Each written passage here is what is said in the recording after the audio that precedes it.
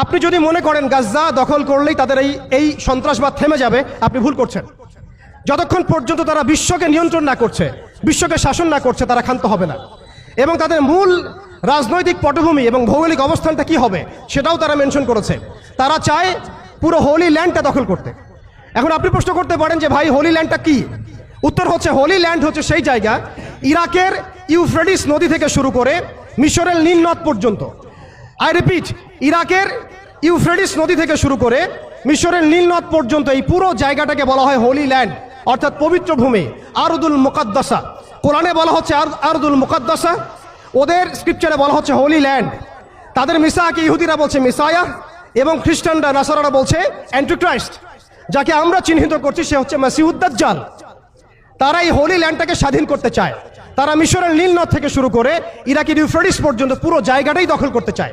আপনারা যদি মনে করেন গাজা দখল করার পর তাদের এই হামলা থেমে যাবে, আপনি ভুল করছেন। তারা ততক্ষণ পর্যন্ত ক্ষান্ত হবে না যতক্ষণ পর্যন্ত তারা হোলি ল্যান্ডটা দখল না করছে।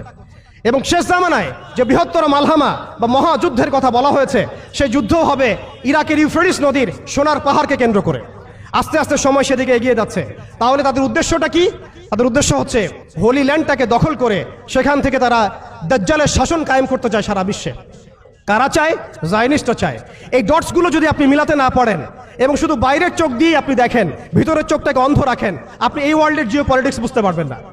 শুধুমাত্র বাহ্যিক স্টাডি দিয়ে, বাহ্যিক জিও পলিটিক্স পড়াশোনা করে, বাহ্যিক ইকোনমিক্স পড়াশোনা করে আপনি এই ওয়ার্ল্ডের প্রকৃত জিও পলিটিক্সকে মেলাতে পারবেন না।